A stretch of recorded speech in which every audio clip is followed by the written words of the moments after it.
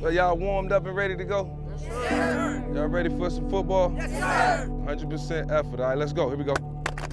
Work hard on three. 1, 2, 3. Work hard. So you get better. Get a little bend. There you go. Bend your knees a little bit. We're at V7 Elite Playmaker Showcase Series for the middle school. We've been to Nashville, Tennessee. We've been to Dallas, Texas, this week in Atlanta, Georgia. Nice route, nice route. That's execution at its finest. Great job. Guys that have been through, some of the things that you've been through. Some guys go to the league office. Yeah. Some guys go to the team that they gravitate to the most. You chose these kids. Yeah. Why? Chose to work with kids. I feel like it's all about the next generation. Listen, y'all should either be on one knee or standing up. You can be a football player, you can be a football player at all times. Mike Vick is out here. He's not just out there just signing autographs. He's actually participating with the guys, so it's very good. We need more athletes, as a stature to come back. I know they're dreaming the dream right now as young kids, and that's great, but they also have to know what happens in between. And in order to be, I think the best football player that they can be, or the best individual, or the best man that they can be, it has to come from some other form of guidance. If I would have had this at a young age, I would have been 10 times better than what I was. Where did you get the passion for the game from? I credit my grandmother. When I was 6 years old, I grew up watching the Redskins, and I wanted to be a Redskin. I wanted to play in the National Football League. I was dreaming, and I just thought it was a calling in my life. Touchdown kick, Michael Vick. Best offense in the country, baby. We on our way. The most amazing talent I've ever seen. How quick he got rid of the ball, and then his ability to keep a play alive. Turning on the Jets, look at that speed! He's racing all the way into the end zone. Touchdown Tech, they couldn't catch him. Michael Vick. Everything that we did was catered towards what I could do. We didn't throw it as much, but I was efficient. I led the nation in passing efficiency as well. Touchdown Tech! Oh, what a throw by Vick. Whenever Michael Vick was on the field, the team was in scoring position. You had the feeling that the next snap, something exciting was going to happen and the band was going to play. Revolutionized the position. I can still remember the first time I ever saw him play on television. I really thought he was from another planet. Goes airborne into the end zone. Touchdown Tech, a sensational flip by Vick. I looked up to him before I even played football, just watching him play at Virginia Tech. They can be right there in front of him. He still make a mess. He's the best player I ever seen play. You finished third on the Heisman. Were you the best player in the country? Yes, I will say I was the best player in the country that year. I probably didn't win the Heisman because I was a freshman. If you go back and watch what I did, it's something that you probably have never seen before. Coach Bowden was the established, legendary head coach of the Noles. They had been the #1 team in the preseason. They were at the height of the Seminole dynasty. I think our approach was that we were playing off house money, we made it. Nobody expected us to. Let's go out and show the world that we can compete. It got ugly early, Mike.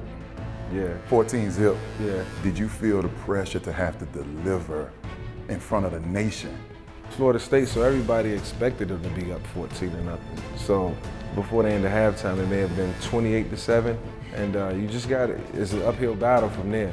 He's run the option to the right. Michael Vick keeping. He sprints right, and he's into the end zone. Touchdown Tech, Michael Vick. He had this special ingredient. Bigger the stage, the bigger he played. Vick rolling right now, runs with the football. Vick in open field at the 40. Down the left sideline, 30.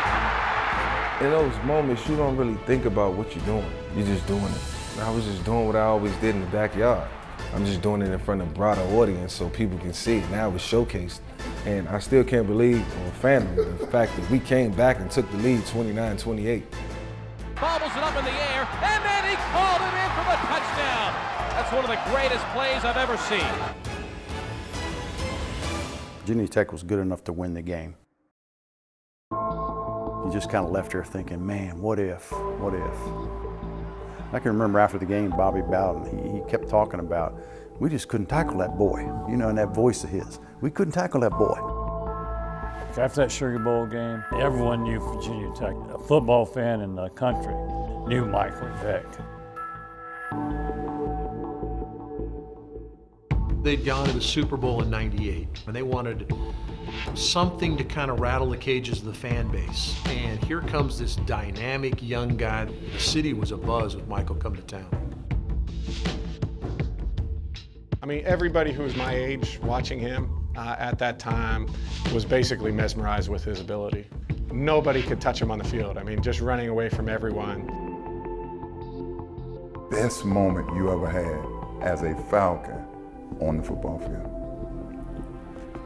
I think the best moment I ever had was when we beat Green Bay, because we knew we had did something that had never been done in history. And see that the score was 27-7. We beat them good, and yeah, it was just too much for him. In '04, he guides the Falcons to the NFC Championship game. He rushed for over 1,000 yards in a season as a quarterback. That had never been done before. I think there were a number of moments that were high for him. Unfortunately, everybody's going to remember what happened to him in the '07 year. Authorities today returned to a Surrey County, Virginia home owned by Atlanta Falcon quarterback Michael Vick. They were accompanied by animal control officers. The home was initially raided earlier this week as part of a drug investigation, but they found 80 dogs in an elaborate network of dog cages in the buildings. Now it's a dog fighting probe. I think we all wrestle internally when our heroes fail, regardless of who they are. For many people, it's their parents or their grandparents. For a lot of people, it's a sports hero, and for a lot of people, it was Mike Vick. Michael Vick. He's been sitting at a Virginia jail knowing that more time is coming, and today he found out how much. A judge slapped Vick with a 23-month sentence for his part in an illegal dogfighting conspiracy. The city, it might have crushed the city as much as it crushed the team, because he was a superstar. They loved the guy. It was almost like a death in the family. I accept the responsibility for my actions and what I did, and now I have to pay the consequences for it. The idea that I was sitting down with a guy each and every week, doing this and really being able to rationalize it in his own mind, stunning. Couldn't believe, after I got the reports of what all had gone on and what he had actually participated in, mortified. I'm a dog owner, as I think a lot of us are, and so yeah, just stunned that he could be a part of that. What hurt the most in those low points? For anybody, it's losing your freedom. People don't understand what it's like to be behind bars, and they should never want to experience it. But low points, you know, in terms of that stature, is different. It's a very different and difficult circumstance. So it's hard to describe. You got to live it.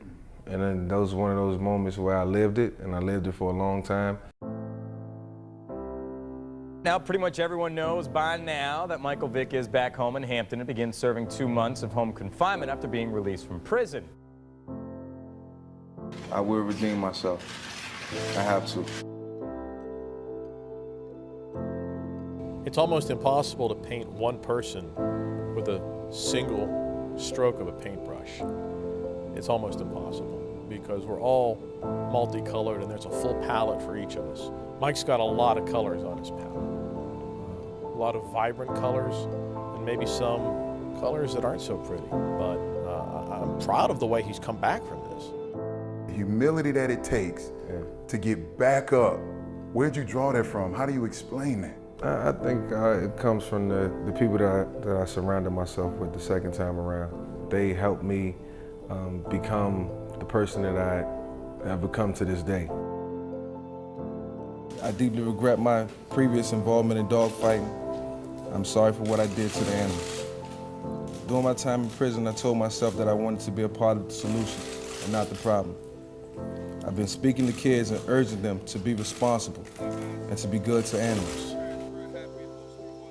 I think he's going to be the best he can be and try to make amends for what went wrong. He wants to make sure people don't go down the same path that he went down. Let's make that a common goal. Let's try to get everybody on the honor roll. School first, football second. Keep that mindset. We've all made mistakes, some bigger than others, and there's a price for those mistakes. And you know, the measure of a person is how they own those things, and pay their debt, and then try their best to make amends and move forward. And in my mind, he's done that. Everything that you want is right there in front of you. And I know where y'all want to go. As time went on, I really started to understand what life was about. I get it. I understand it. This is the person that I want to become. If I can help make a difference or be an instrument of change, then this is what it's going to be. That's what I'm talking about. What's up to you people in we love the ATL? There'll be fans of Michael Vick regardless. There's still people that wear 7 jerseys to the Dome. They still love Mike in Atlanta.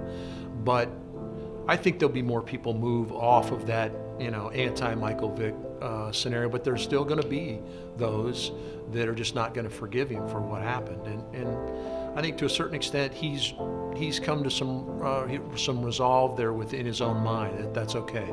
I know I did a bad thing and I hurt some people in various ways, and he's okay with that. And I think he's very comfortable with who he is now.